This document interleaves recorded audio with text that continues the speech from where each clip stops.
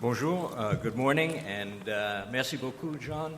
Thank you very much for a very generous introduction. I must, though, note one correction to the very generous things you said about me.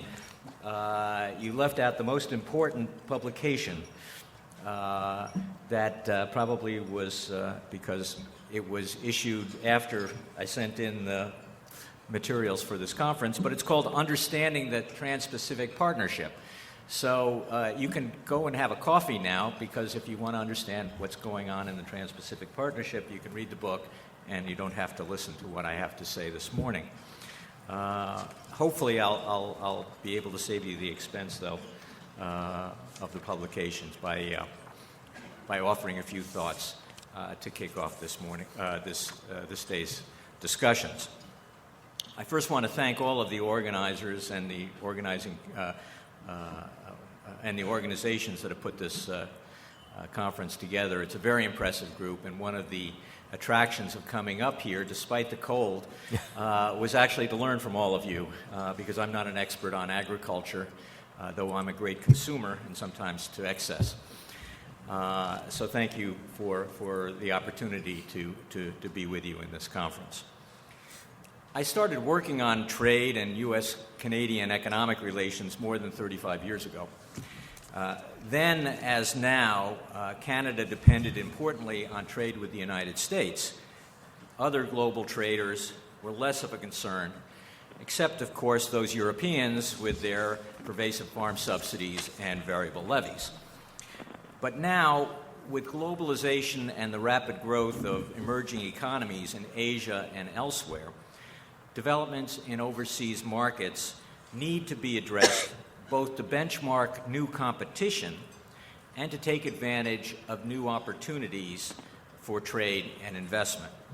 That's the challenge for Canadian trade policy in the 21st century, and the overarching theme of this conference, the role of trade in propelling Canadian agriculture and economic growth. Now, my job today is to set the table for the substantive panels and speakers to follow. Hopefully, I can integrate the various themes on the agenda in a coherent fashion. In the past, doing so would have been fairly straightforward, centering on initiatives underway in the GATT and in the World Trade Organization, and then discussing comparable but smaller scale efforts in train, in bilateral, and regional forum. But today, the Doha round, as originally conceived, has failed. And it will take some time and certainly greater enlightenment by officials in major trading nations to pull together what I would call a WTO recovery package. And my colleague Gary Huffbauer and I have done some writing on what could be included in that package, pulling together elements of the Doha round with new issues on the world trade agenda that could provide a basis for a renewed negotiation. But that's another story, and I'd be happy to discuss that more when we have discussion. But that certainly is needed to restore the vitality of multilateral trade negotiations. At present, the multilateral forum is not very active. And the most important international trade initiative is the Trans-Pacific Partnership. Canada joined those talks late last year, and negotiators seek to craft what we would call a state-of-the-art free trade agreement with comprehensive coverage of old and new trade issues. And so that the first step is to explain what this Trans-Pacific Partnership is. Sure, I can. Put it very simply, the Trans-Pacific Partnership is a big deal in the making. If you pull together the 11 countries participating, they have a combined GDP of about $21 trillion, or 30% of global output. They export about $4.4 trillion of goods and services, or about 20% of global exports. It's a fairly decent share of global commercial activity. But what is perhaps even more important is that the 11 countries are trying to put together a comprehensive new rule book for trade and investment in goods and services, one that builds on past achievements, but takes into account the new challenges of doing business in an age of a global era of globalization and increasing electronic commerce. So if you think about it, NAFTA was state-of-the-art when it was negotiated in the early 1990s. But that was 20 years ago. NAFTA was signed 20 years ago. And some of us still have the scars of that campaign. But a lot of things have changed in the world economy, in the Canadian economy, in the U.S. economy since then.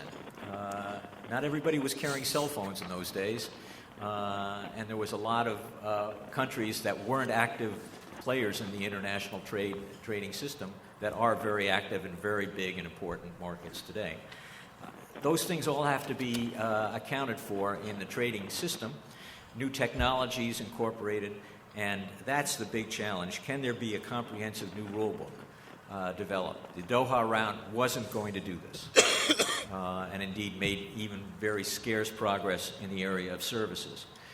So this is an opportunity to deal with some of the important problems confronting international trade investment in the 21st century. Now, what this means is that not doing away with NAFTA and all the other trade agreements that have been signed bilaterally and regionally over the years, but it would mean, at least for the participating countries, a substantial upgrading of existing trade pacts among the participating countries.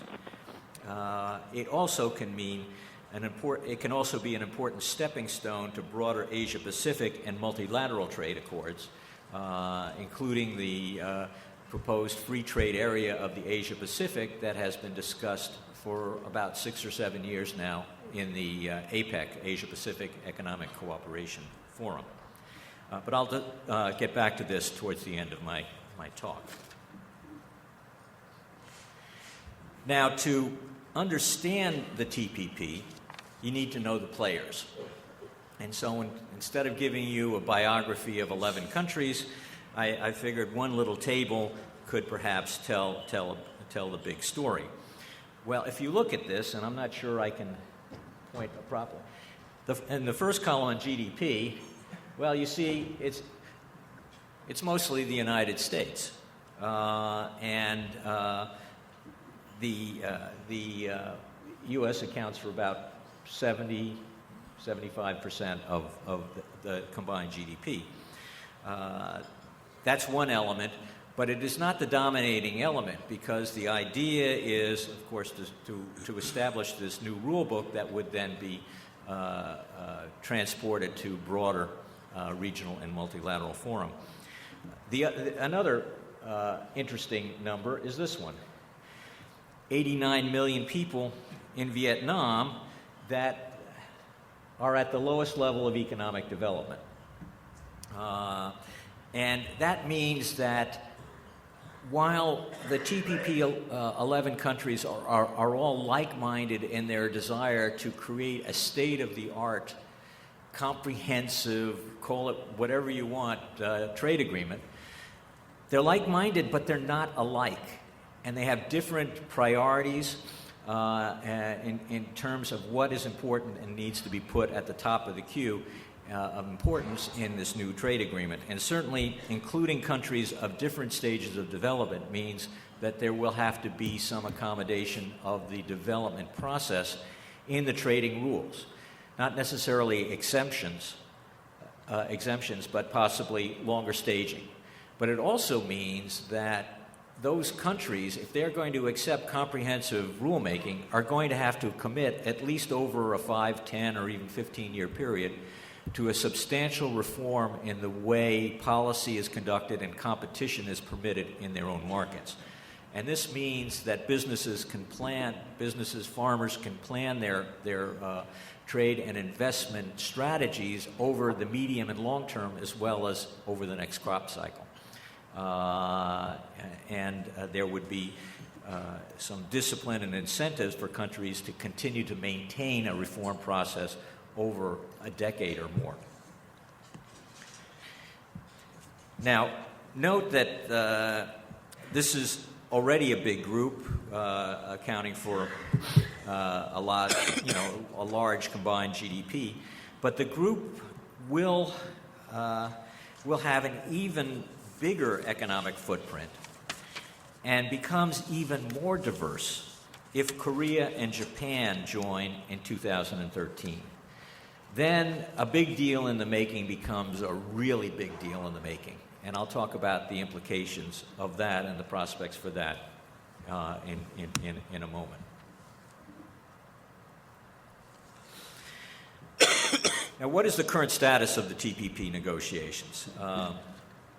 It's useful to know because if you think about the Doha round, which started at the end of 2001, still is officially underway, so that's more than 11 years and doesn't have much to show for it. By contrast, the TPP negotiations have concluded 15 negotiating rounds since they were launched in March of 2010. It's a very intensive process where week or 2 week long negotiating sessions are held every couple of months. And then on top of that, in between, there are meetings or intersessional negotiations on specific topics that are held. So it's almost a continuing negotiation that's been going on for coming up on 3 years.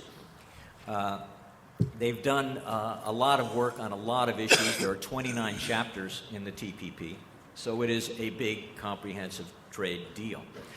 3 rounds negotiating rounds are set for 2013, in March in Singapore, May in Peru, and September, wherever somebody has the funds to host it, I guess. But there are other key points, action points, and one will be the meeting of APEC trade ministers in Surabaya, Indonesia in April. That is an opportunity for political leaders to take a stock-taking and gives them an opportunity to revise offers to see if there is possibility for movement towards an endgame negotiation. The hope is that APEC leaders meeting in October in Bali can start those endgame negotiations, though often when leaders go to Bali, they get distracted. But we'll see if they have the ability to move forward at that point. TPP leaders have sought to finish the talks in 2013. That's a very, very ambitious target, one that probably will be very difficult to meet, in large part because there are numerous sticking points in the negotiations that have not yet been fully addressed. And there's also a key variable on the U.S. side, whether the U.S. Congress will renew fast track or trade promotion authority so that U.S. negotiators have a clear political guidance and some flexibility to deal with the remaining sticking points. Now, what are those sticking points? Anyone who has been involved in trade negotiations in North America will recognize this list, and it's a long list. So the short list of sticking points is a long list, and that means that the negotiators still have some work to do. It involves both market access issues and rulemaking issues. It involves liberalization of trade barriers protecting dairy, sugar, and rice, tariffs and origin rules affecting textiles, clothing, and footwear, services trade reforms, especially financial services. I actually put this slide together for the U.S.-Canada Free Trade Agreement 25 years ago. I can just keep on using it for every trade negotiation that comes up. Now, the fact that you have these market access issues remaining on the table complicates the negotiations because delays in tabling revised offers on sensitive market access issues inevitably slows down movement in efforts to expand the new rulemaking obligations. And countries that are being asked to implement new policy reforms or introduce new rules on competition policy or disciplines on state-owned enterprises and the like will naturally want to know that they can bring home new export opportunities for their own firms and farmers. And so the fact that we have a number of sticking points on rulemaking is also significant. And they involve a long list of issues that I've put up here: intellectual property rights, including pharmaceutical patents, copyrights covering the new digital economy. This has been an issue of great debate here in Canada, and there's been new legislation that addresses several of these issues. There's concern about investor-state dispute procedures that were developed in the NAFTA long ago and have been put in more recent free trade agreements. Disciplines on state-owned enterprises to ensure competitive neutrality. There are a number of state-owned enterprises in the region among the 11 countries, and indeed the definition of what should be considered a state-owned enterprise subject to these disciplines is part of an intense debate. Sometimes these definitional issues have important substantive consequences. Originally, the idea was, well, we needed to set a benchmark so that when China and other countries come in, they will have to agree to substantial disciplines to increase the market orientation of their economy.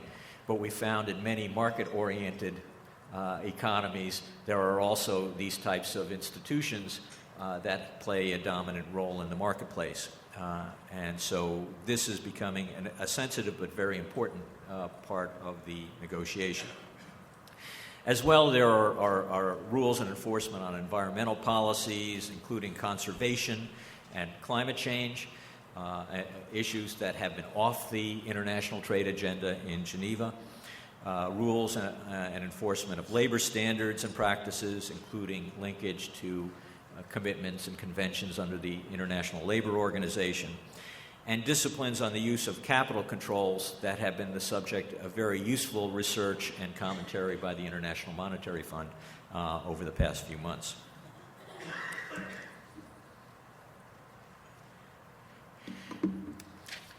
Now we turn to the part that you know better than me: agriculture and the TPP. Agriculture accounts for only a small share of the total trade of these countries, and that's not a surprise. Though there are a few exceptions, New Zealand and Chile and Vietnam, but primarily New Zealand.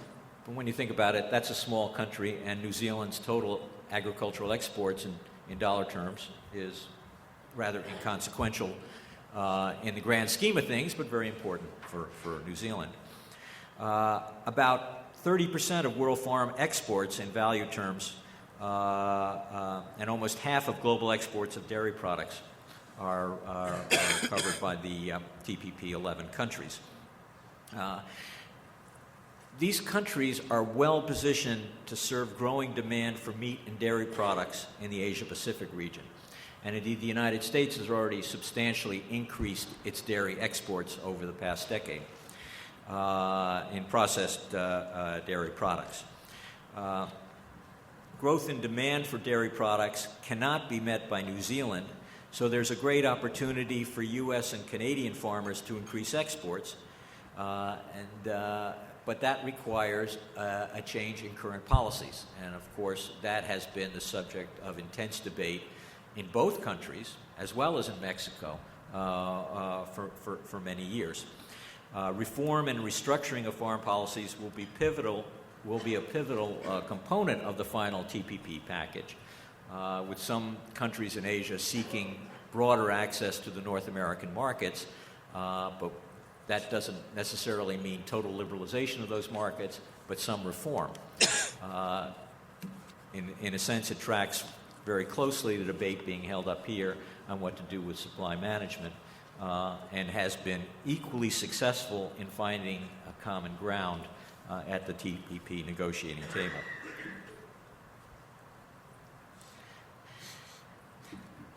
This table just basically spells out what I mentioned about agricultural trade to show that it isn't that important in the aggregate, but for some countries it is. And if you actually went inside these numbers and talked about what it means in terms of dairy or sugar, then you can see that there is a lot more at stake and the difficulties in trying to bridge the gap between the market access and rulemaking components of the TPP negotiations. But I'll skip through this quickly, otherwise we'll run short on time.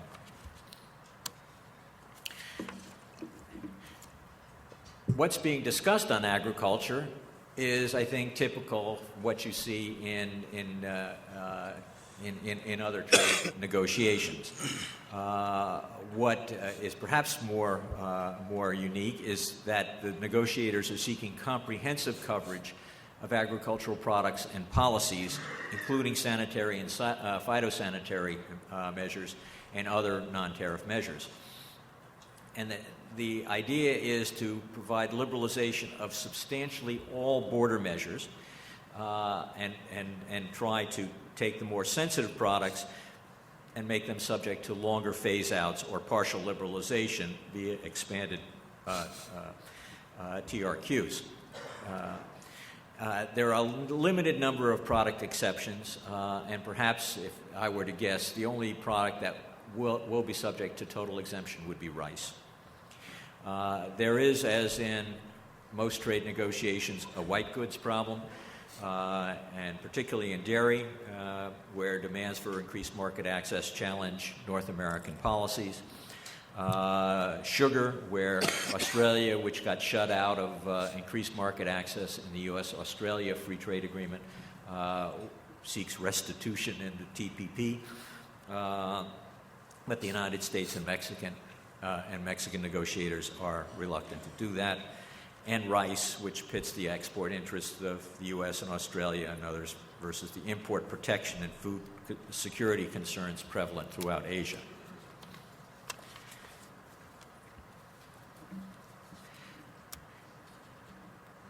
This is why I'm no longer a trade negotiator, because trying to deal with these problems would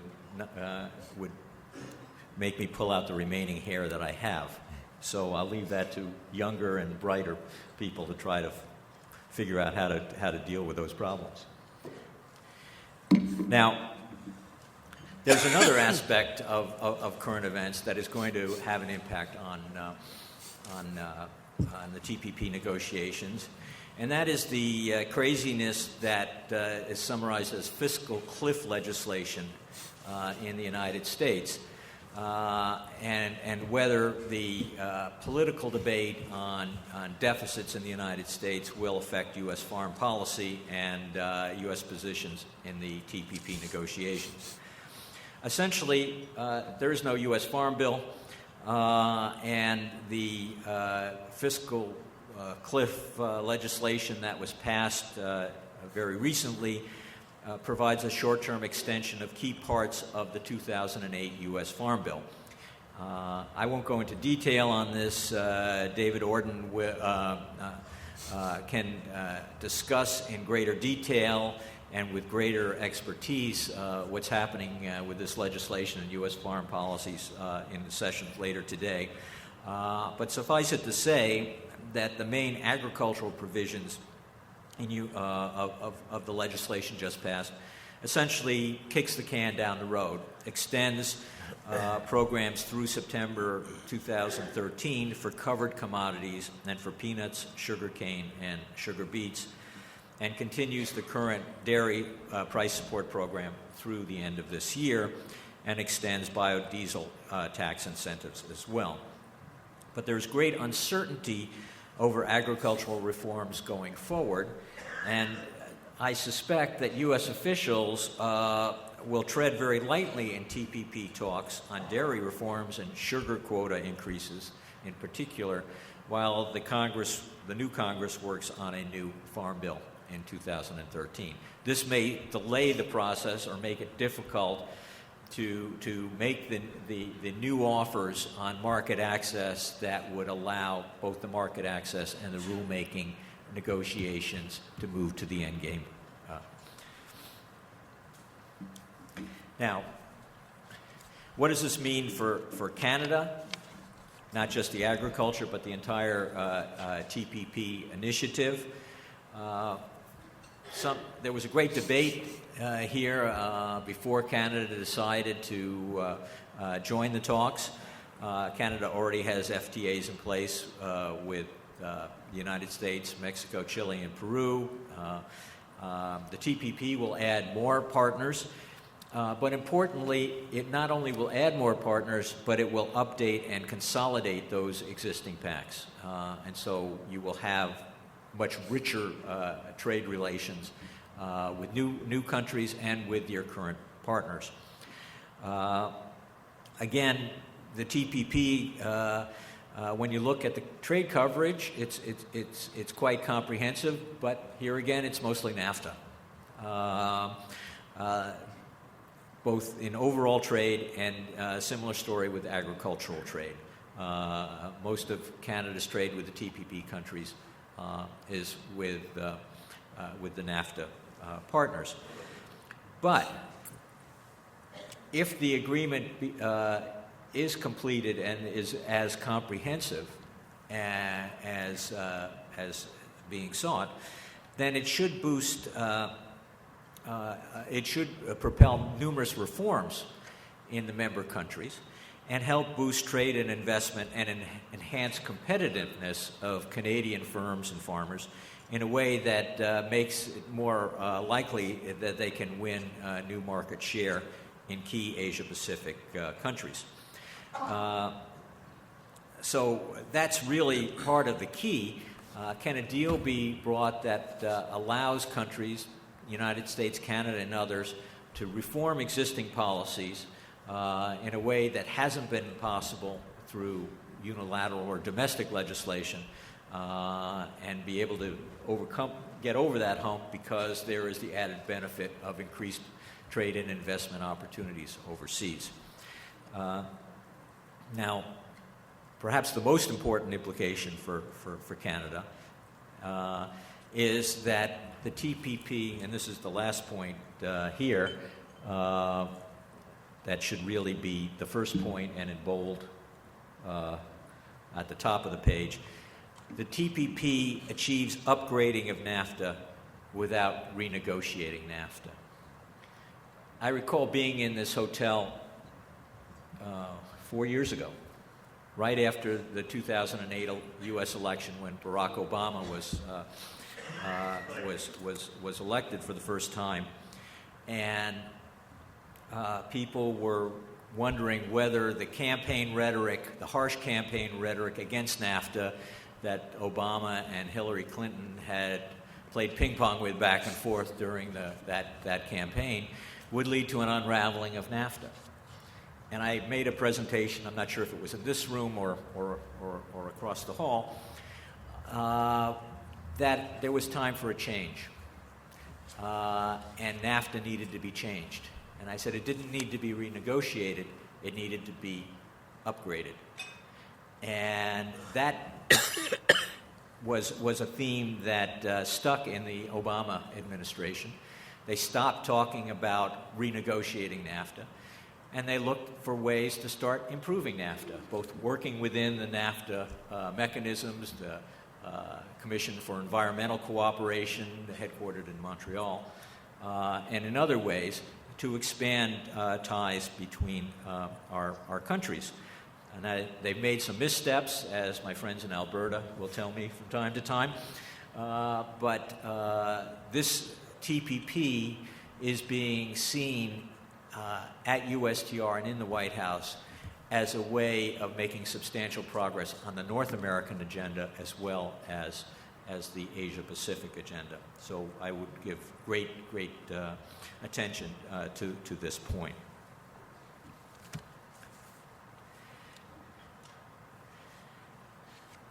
This again is Canadian trade with TPP countries. I hope the PowerPoint presentation will be available for distribution. I will skip over this in the interest of time. Now, the implications for NAFTA can be summarized rather quickly. Besides the fact that it will be updated and augmented, as I just mentioned, there's also a benefit because of the regional rules of origin in the TPP will help integrate North American firms in global supply chains and increase import competition in the North American market. This, I think, is important in continuing the restructuring process of production in North America on regional lines, which was one of the basic objectives and rationale for the NAFTA to begin with. It also will expand the environment and labor provisions and integrate them into the core of the agreement, something that the United States has done in subsequent free trade agreements, and NAFTA has been a big exception to that general policy. Importantly, as with U.S.-Canada, as with NAFTA, there are no new disciplines on contingent protection policies.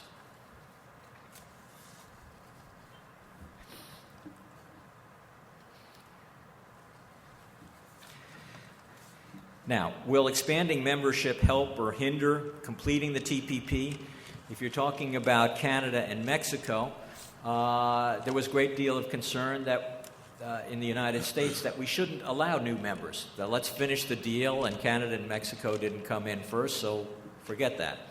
But reason prevailed, and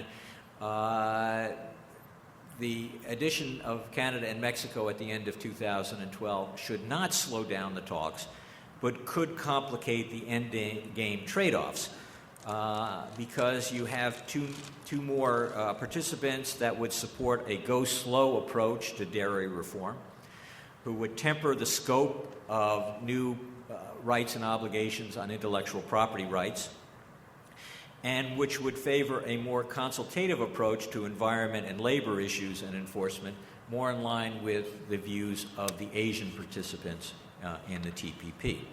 So those are three things that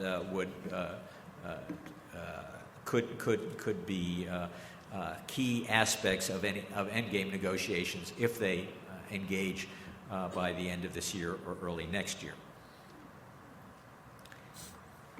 I'm running near the end of time, about another 5 minutes. Yep. Now, I mentioned earlier about Korea and Japan expressing interest in joining the TPP talks. If they do that, then the TPP comprises 40% of global GDP instead of 30%. And then it becomes a really big deal. Now, the Koreans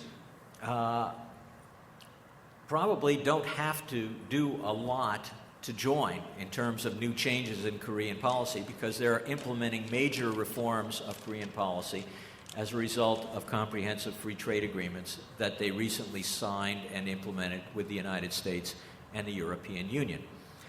And indeed, many of the provisions of those agreements are now the negotiating fodder at the table of TPP talks. So it may not be a big deal for Korea to join, assuming that the precedent from the U.S.-Korea agreement exempting rice is carried over into the TPP.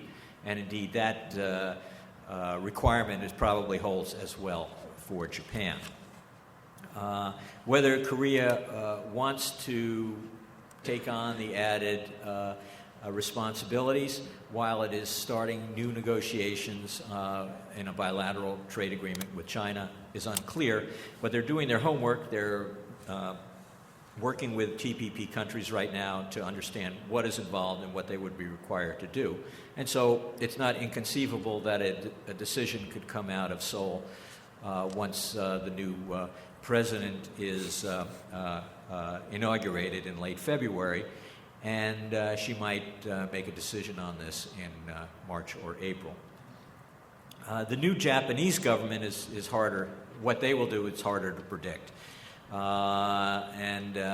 Certainly there are major elements of Japanese society that want to join the TPP, that understand they need to undertake the reforms, both in terms of regulatory policy and agricultural policy that the TPP would require.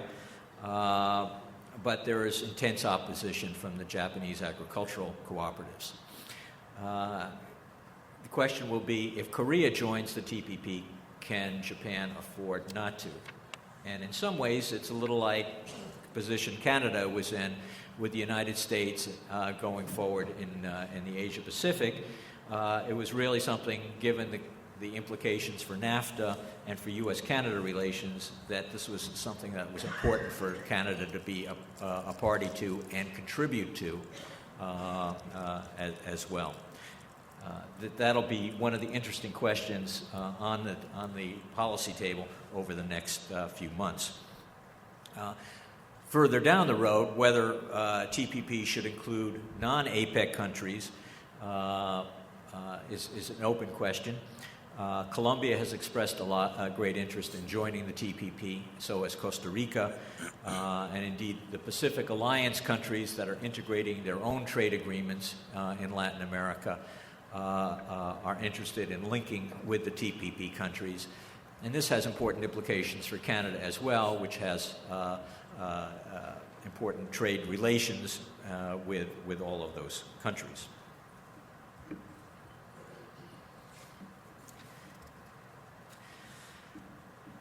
So, going forward, TPP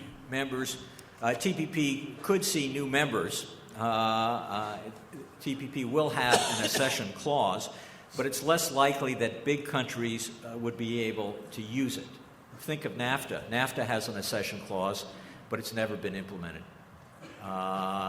It's because it's just too difficult to accept a country in without renegotiating some of the terms of the agreement. Now, you might be able to do that in the TPP if a small country joins, but if Indonesia or China wants to come in, then you would suspect that the terms will have to be carefully monitored or augmented to ensure that there would be new rules to safeguard the trading interests of the member countries. Now, that said, if you look forward in the discussions in APEC, many say that TPP will be the pathway to a free trade area of the Asia-Pacific. Well, that ain't going to happen. It's unlikely to be a template just because it is going to be too useful, too comprehensive, and it will be very difficult for many of the more diverse and poorer countries in the Asia-Pacific region to sign on to and implement and dutifully enforce a comprehensive free trade agreement. So it is more likely that there will be a hybrid pact among TPP countries and countries in Asia. There's a new regional comprehensive economic partnership among the ASEAN countries and 6 other countries in Asia that is trying to broaden and deepen the very shallow commitments to trade integration that have developed over the past 20 years. But those are mostly consensus-based soft law or commitments in Asia, and they contrast very sharply to the reciprocal obligations and hard law of the TPP. Note that if there is a hybrid agreement that merges the two in a free trade area of the Asia-Pacific, it would not dilute the value or the force of commitments among TPP countries. That would continue to apply just as the WTO does not dilute FTA commitments between partner countries. Now, I am running a bit long, and I have a slide that explains more on what's going on in regional integration in East Asia, but I gave you a little summary of that, so I'm going to skip that slide and turn to the other factor that's most important in all of these trade initiatives, and that is whither China. China is not a participant in the TPP talks, but is not being barred from participating. But frankly speaking, it is just not ready for TPP-style commitments to transparency and disciplines on government intervention in the marketplace. So it is a function of the type of policies China is undertaking, and not the fact that China is being contained, quote unquote, by the TPP. If you think about it, there has been a lot of talk about containment of China. And anyone that I know who's ever been in government or dealt with international relations knows that a trade agreement is not going to contain a little country, much less China. You can't contain a country with a trade agreement. You can try to improve your ability to compete, and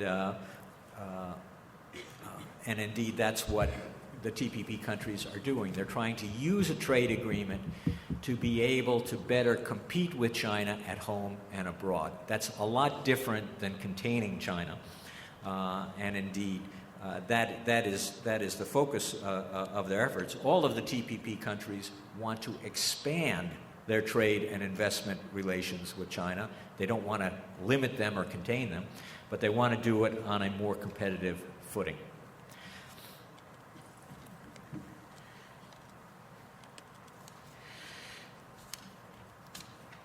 Two more slides. What are the implications for the WTO? Well, some of my friends in Geneva will say, well, you're supporting this big initiative in the Asia Pacific, and you're basically torpedoing any possibility of reviving the multilateral negotiating process. And I think it's just the opposite.